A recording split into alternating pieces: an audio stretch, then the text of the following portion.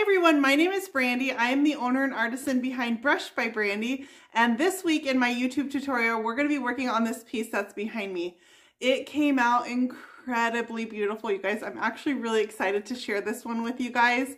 I think the end result is so beautiful, and every step along the way was actually pretty simple. So on this one I used the new Boho Soul Transfer from Dixie Belle, and then I accentuated it with their silkscreen stencils. And the silkscreen stencils are a great way to kind of elongate your transfer and help it to take up more real estate when you have smaller transfer pieces. So I love the combination. It added these beautiful gold details. The green background on this transfer allows the transfer to really shine. So I hope you guys enjoy this process. Subscribe to my YouTube channel. Every week we do a fun tutorial with a different look. I need to put the latches on my door still. But every week we give you a new tutorial and do a little bit of painting, and I hope you guys learned something new. So thank you guys for joining me. Let's go ahead and get started. Here's where we started on this piece. It's a beautiful mahogany buffet. It didn't need a whole lot of repairs except for to add some screws to one of the doors. I needed to make a missing piece of molding out of resin and sand out some scratches. Other than that, in pretty good condition though. With my initial repairs made, I went ahead and gave this piece a really good cleaning and 2 coats of Dixie Belle Boss in gray. This is because mahogany is notorious for bleeding through paint. It's a really rich wood that has oily tannins that can seep through and discolor your paint over time. That coat of gray Boss is just going to create a barrier underneath my paint. So now I can start putting my paint on, and this is going to be a custom order for a customer that I've already done a coffee table for. And we did her coffee table in a custom mix of Dixie Belle paint in Palmetto, Antebellum Blue, and Midnight Sky. So I'm using that same custom mix here. And then I just lightened up the center a little bit with a little bit of dried sage to create a highlight. Remember that missing piece of molding? Well, I happen to have a mold that I made a while ago from another furniture piece using Amazing Mold Putty. It's the same molding that I need for this one, so I'm just going to cast it using my Amazing Casting Resin.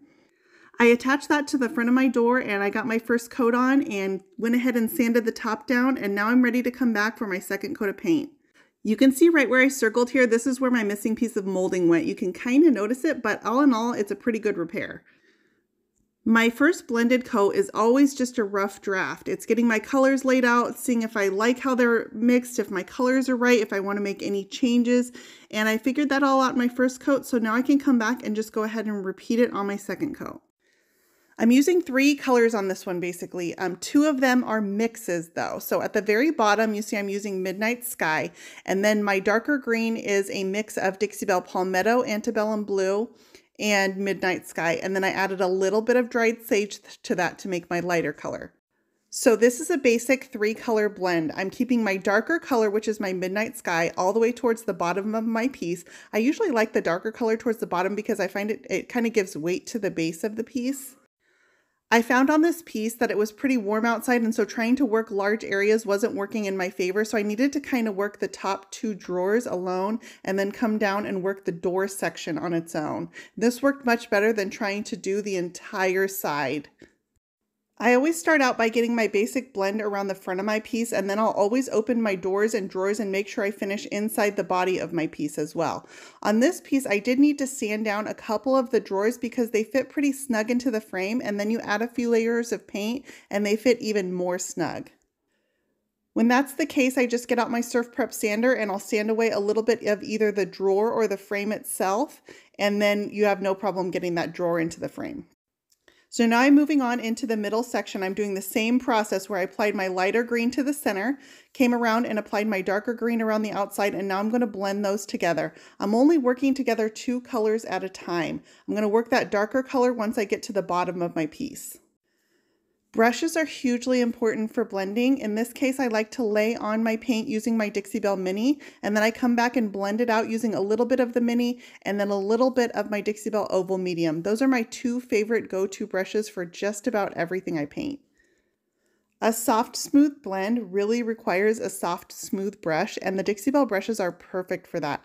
I own all of the brushes out there, the nicest brushes that are available, and these are my go-to brushes by far.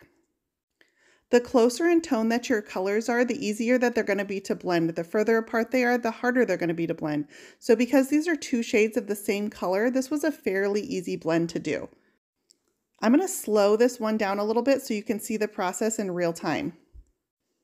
This is the same thing I did on my first coat. I'm repeating it for my second coat. My second coat is just where I perfect all my blends, get them really nice and smooth. You don't have to do that on your first coat. If they're not perfect on your first coat, that's okay. So the process again, I'm just working a small section. I'm laying my paint on, starting with my lighter shade and kind of a highlight in the center, and then coming back and working my darker shade around the edges. And then I'm going to go ahead and blend them out using a little bit of my Dixie Belle Mini or the oval medium. If my paint starts getting sticky, that's where you're going to see that I introduce a little mist of water from my mister bottle. This is just straight water from my tap. I do have well water where I live, but you can also use distilled water if you tend to have hard chemicals or anything in your water. All in all, it took me about an hour, I would say, to blend all 3 sections of just the front of this piece, not including the sides. I always pull my drawers out and make sure that I don't have paint sitting around the edges so that I don't paint my drawer shut while I'm doing this, because I do paint when I'm doing a blend. I paint with my doors and drawers in the piece, and then I'll take them out and paint around the edges later. But I always want to make sure that I'm not painting my drawers shut. I'd mentioned earlier that I was having a hard time working larger areas on this piece. The other thing that was giving me a hard time is the temperature. It was just too warm of a day. So I ended up having to leave this piece and come back and blend the front of it out later at night when it was cooler. So don't feel like it's you. Sometimes the temperature that you're working in is just going to control your paint and make it dry too fast to have a successful blend. In that case, just come back and do it when it's cooler in your environment.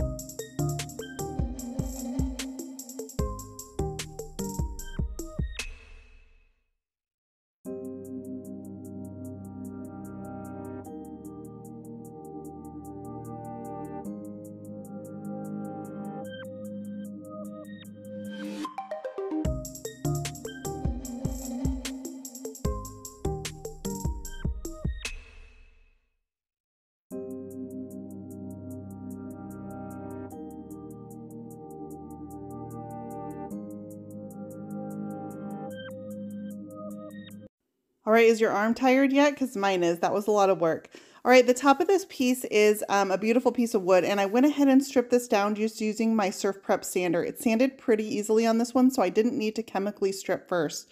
The way that I decide that is I'll do a test spot with my sander and see how many layers I'm working with. Is it going to be sticky and not come off with my sander? If so, that's when I'll introduce a chemical stripper. Wasn't the need in this case. I always add a pre-stain conditioner to my wood before I go ahead and add my stain. This just helps the stain to accept into the wood more evenly. In this case, I used a Minwax pre-stain conditioner, the oil-based formula, because I'm using an oil-based stain. I am going to wipe on Dixie Belle No Pain Gel Stain, and the color is called Espresso, and I'm using their applicator pad to just wipe on an even coat over the surface. I let this dry for 24 hours and then came back and gave this one a second coat to get the rich color that I wanted. And here's where I am on this piece with my paint done and a nice coat of stain on the top. I am now ready to come back and start adding my decorative finishes to the front, starting with my transfer. All right, I am dry fitting my transfer as I go, and I'm kind of looking at my layout. So I think I want to go with this guy here, and then this is going to be my last piece that goes up the side here, and that's because it's got this long feather that adds a nice detail. So let's go ahead and put this next piece on.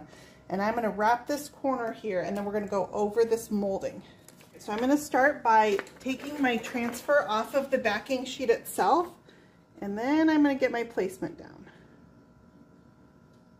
I want to slightly overlap and slightly wrap the corner, but not too much.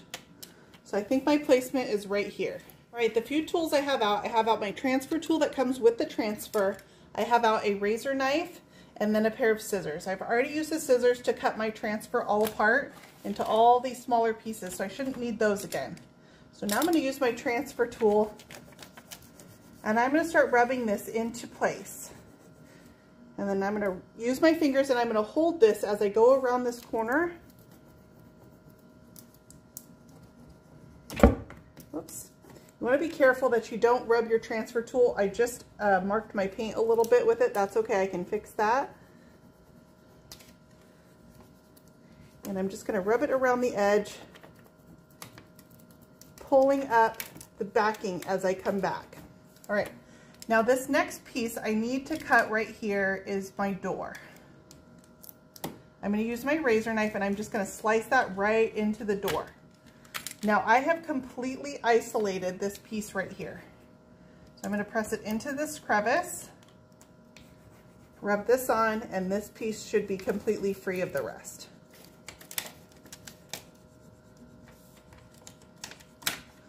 All right, so now I'm going to pay attention to this next flat surface right here. I'm going to rub my transfer right in there. And then I'm going to use my fingers and I'm going to hold it around this molding. So I'm going to first go right into the crevice and then I'm going to come to the top of my molding here. And then I want to rub it into the other side.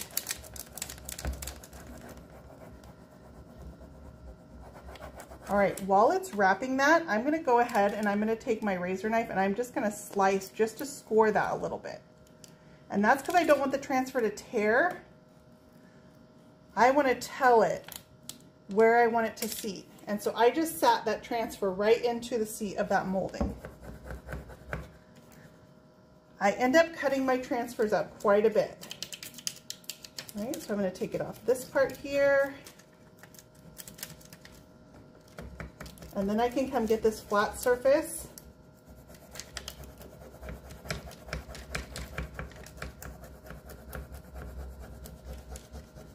All right, and that entire piece is free from the backing sheet. I've got lots of tears in it, but it wrapped this curve perfectly. Let's get up nice and close so we can see. You can see I wrapped all the way around this molded detail here, and it, where I put those slices, it seats perfectly. Okay, so my next step on this transfer is going to be to burnish it. So I start my burnishing. I'm going to take a cloth. In this case, it's a t-shirt, and I'm just going to rub it everywhere. Just make sure it's all seated. There's no spaces that are still sticking up.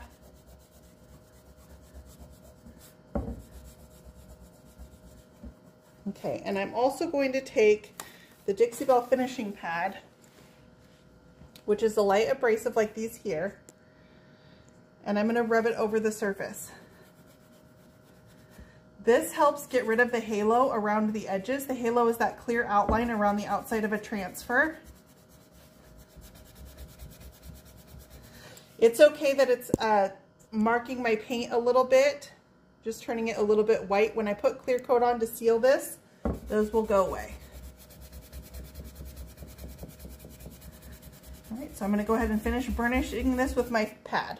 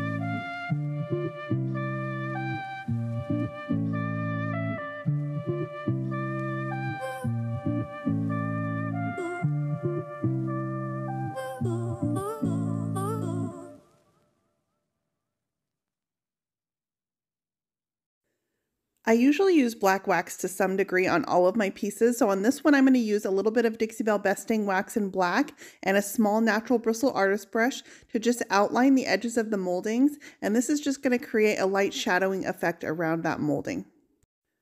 Once I have that on, I take a wider natural bristle artist brush and I'm just going to smudge that wax out a little bit, and then I'm going to use a little bit of Dixie Belle Gold Gilding Wax on the high points of the molding and then on my hardware and on my hinges as well to bring them out.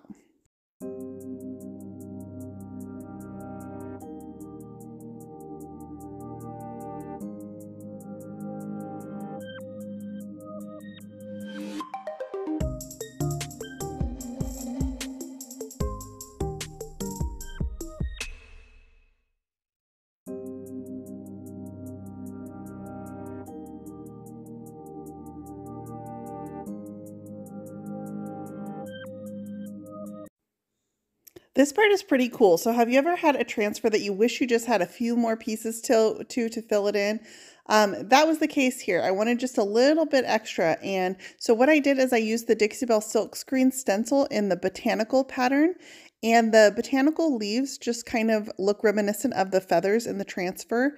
So I used those to extend my transfer. So all I did is I cut out a few of the botanical leaves and I just kind of placed them anywhere I felt like there was a little empty spot in my transfer. And then I'm using gold mousse from Dixie Belle and a sponge brush, and I'm just applying the gold mousse over top of the silkscreen stencil. When I pull it away, I get these really crisp, clean details that you can only get with a silkscreen stencil. They have a fine mesh embedded in them, and it screens your paint, or your, in this case, my mousse, so I get these really crisp, clean, fine details. I went ahead and just placed a little gold leaf anywhere I felt like there was a missing spot, and it really made all the difference in the world. So I think this is a great way that you can fill in any size transfer and really make it fit to your piece and customize it even more than just the transfer itself. Here's where I am at the end of adding my transfer to my complete piece and then adding all of the botanical silkscreen stencils. All my waxwork is done. I also felt like the hardware on these were just small, simple knobs on the door portions, and they needed a little bit more, something to accentuate them. So I used another silkscreen stencil, this time in the lace design, and I used it to look like a hardware back. I used my same gold mousse from Dixie Belle and a sponge brush, and I just applied these surrounding my hardware holes. Once I place my hardware in the center, it's going to look like a natural part of the hardware.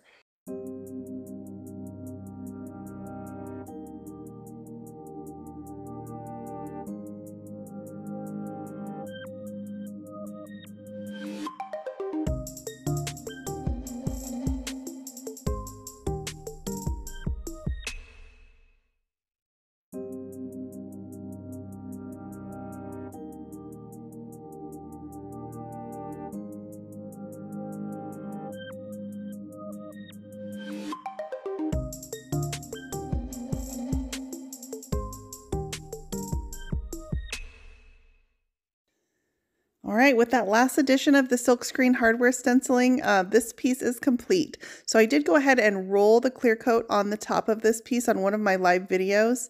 That's also available on my YouTube channel, but I decided to go ahead and spray the body in my clear coat. I cleaned my hardware really well in a 50-50 mixture of white vinegar and water, and those scrubbed up really nicely, and this piece looks great. I'm super excited about it. I especially love how the silkscreen stencils really completed this transfer. I also added a few pieces of the transfer inside the doors of the piece just as a nice hidden little surprise. I ended up using 2 transfers on this one. As always, you can find a link to everything I used in this video in the description for this post. If you enjoyed this, I hope you'll click that subscribe button for weekly videos.